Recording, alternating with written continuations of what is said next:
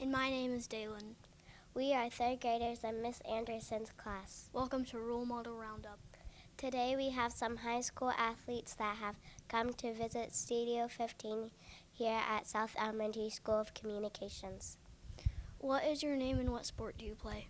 My name's Olivia and I play tennis. My name is Carly and I also play tennis. What kind of books do you like to read?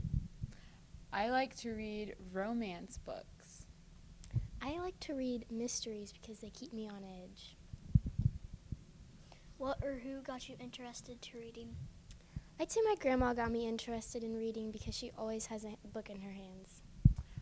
I went to school here and we had AR points, and so in order to get more points you had to read a lot, so I read a lot so that I could beat everyone else. How old were you when you started reading? When I was in kindergarten, so around 6 years old. Same for me, around 6 years old. Thank you for coming to read to us today. All right, so this is the true story of the Three Little Pigs, illustrated by Lane Smith. All right, everybody knows the story of the Three Little Pigs, or at least they think they do. But I'll let you in on a little secret. Nobody knows the real story because nobody has heard my side of the story. I'm the wolf, Alexander T. Wolf. You can call me Al. I don't know how this whole big bad wolf thing got started, but it's all wrong. Maybe it's because of our diet. Hey, it's not my fault wolves eat cute little animals like bunnies, sheep, and pigs. That's just the way we are. If cheeseburgers were cute, folks would probably think that you were a big bad wolf too. But like I was saying, the whole big bad wolf thing is all wrong. The real story is about a sneeze and a cup of sugar. This is the real story.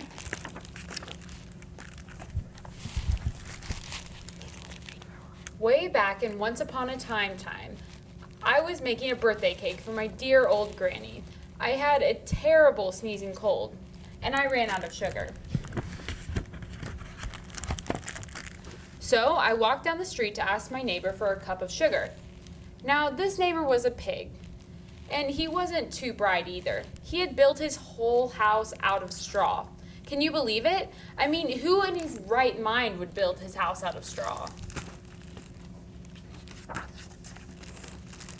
So, of course, the minute I knocked on the door, it fell right in. I didn't want to just walk into someone else's house, so I called, little pig, are you in? No answer. I was just about to go home without the cup of sugar for my dear old granny's birthday cake. That's when my nose started to itch. I felt a sneeze coming on. Well, I huffed and I snuffed and I sneezed a great sneeze.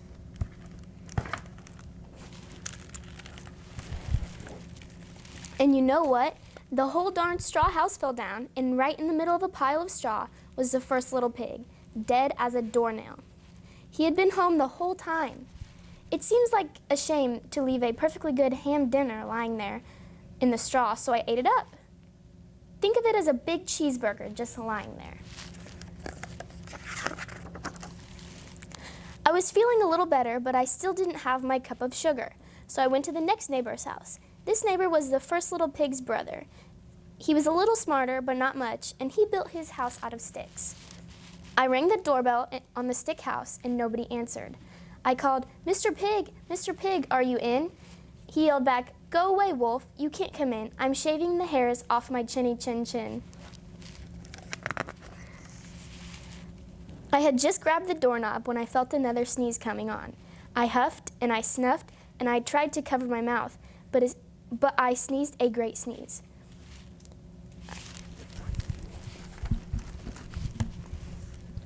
And you're not going to believe it, but this guy's house fell down just like his brother's. When the dust cleared, there was a second little pig, dead as a doornail. Wolf's honor. Now, you know food will spoil if you just leave it out in the open, so I did the only thing there was to do. I had dinner, again. Think of it as a second helping. I was getting awfully full, but my cold was feeling a little bit better. And I still didn't have that cup of sugar for my dear old granny's birthday cake. So I went to the next house. This guy was the first and second little pig's brother. He must have been the brains of the family because he had built his house out of bricks. I knocked on the brick house. No answer. I called, Mr. Pig, Mr. Pig, are you in? And you know what that rude little porker answered? Get out of here, Wolf. Don't bother me again. Talk about impolite. He probably had a whole sack full of sugar and he wouldn't give me even one little cup. For my dear, sweet old granny's birthday cake. What a pig! I was just about to go home and maybe make a nice birthday card instead of a cake when I felt my cold coming on. I huffed and I snuffed and I sneezed once again. Then the third little pig yelled, "And your old granny can sit on a pin." Now, I'm usually a pretty calm fellow, but when somebody talks about my granny like that, I go crazy. When the cops drove up, of course, I was trying to break down this pig's door, and the whole time I was huffing and puffing and sneezing and making a real scene. The rest, as they say, is history. The news reporters found out about the 2 pigs I had for dinner. They figured a sick guy going to borrow a cup of sugar didn't sound very exciting, so they jazzed up the story with all of that huff and puff and blow down your house, and they made me the big bad wolf. That's it. That's the real story. I was framed. Maybe you could loan me a cup of sugar. Begin.